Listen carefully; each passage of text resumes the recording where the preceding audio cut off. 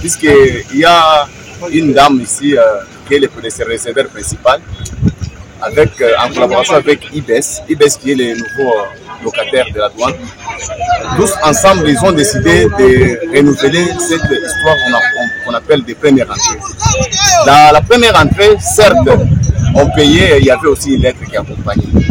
Donc, on devait payer pour que les camions puissent être enregistrés dans le système pour sa première fois d'entrée. Mais c'était dans l'ancien temps qu'on travaillait avec Trafigo.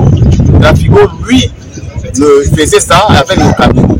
Mais aujourd'hui, on a encore recommencé cette même histoire avec IBES qui n'a que 2 mois. Nous avons jugé que dans 3 mois, il est impossible que IBES puisse identifier tous les camions qui entrent et sortent par la douane de Kasumbalesa. Alors, par conséquent, on n'est pas contre la recette de l'État, tout en combattant la douane, mais nous voulons seulement une chose, que IBES prend au moins même une année pour commencer à faire payer les transporteurs des camions pour la première entrée. Pour le moment, cette histoire de première entrée puisse prendre fin pour le moment, en attendant que les camions qui sont d'abord du côté à l'étranger puissent d'abord rentrer et en retour. C'est à ce moment-là maintenant qu'on peut commencer, même après 6 mois, puisque dans 2 mois, il ne peut jamais identifier les camions. Imaginez, la douane fait passer au moins 500 camions par jour. Est-ce que dans 2 mois, on peut enregistrer tous les camions qui passent ici? Chaque jour, il passe au moins 2 camions. Prenez 500 camions, multipliés par 30. Nous avons au moins 30 000 camions qui passent par mois. Est-ce que vous êtes sûr que dans 2 mois, IBES peut vraiment enregistrer tous les camions qui entrent au Congo et qui sortent? Nous leur demandons seulement une seule chose. Une seule chose que nous leur demandons, c'est de ne pas faire payer d'abord la première entrée des camions, qu'ils attendent d'abord, puisque ça crée d'abord du désordre. Ça va, imaginez la personne qui a déjà payé l'argent pour la première fois. Est-ce qu'il va encore revenir pour la deuxième fois payer le même argent pour la première entrée? Jamais. Ça, c'est impossible. Oui. C'est pour cela aujourd'hui, nous protestons vraiment pacifiquement. Nous savons que c'est une administration de l'État bien connue et préservée par l'État.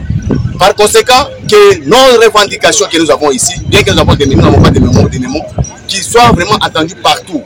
Nous ne voulons pas de cette première entrée pour le moment, qu'ils attendent d'abord, dès qu'il y aura au moins 6 mois au minimum, ou bien une année, après ils vont commencer à faire payer les camions pour la première entrée. Parce qu'aujourd'hui nous sommes bloqués. Les camions qui ont déjà entré aujourd'hui, on va l'avoir payé, on dit que c'est la première entrée. Bon, c'est quoi le problème? Ça ne fait pas, on ne travaille pas, on travaille plus.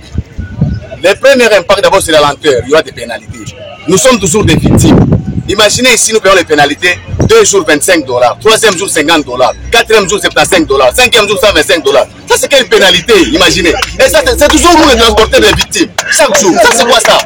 Nous avons des problèmes très sérieux. Nous demandons vraiment, les autorités puissent entrer dans cette histoire, nous aider. Puisque nous ne voulons pas les retards, puisque les transports c'est un facteur temps. Quand vous nous mettez dans les retards comme ça, et les pénalités reviennent à nous, nous sommes victimes des fois, c'est pas normal. Par conséquent, nous demandons aux autorités de nous prendre vraiment, de déconseiller ce que nous avons comme revendication aujourd'hui. Ça va impacter négativement, puisque aujourd'hui les camions ne sortent pas, les camions ne passent pas. Et on ne paye pas, l'argent n'entre pas dans les caisses de l'État. Qu'est-ce qui gagne maintenant la douane aujourd'hui? C'est moi qui vous remercie.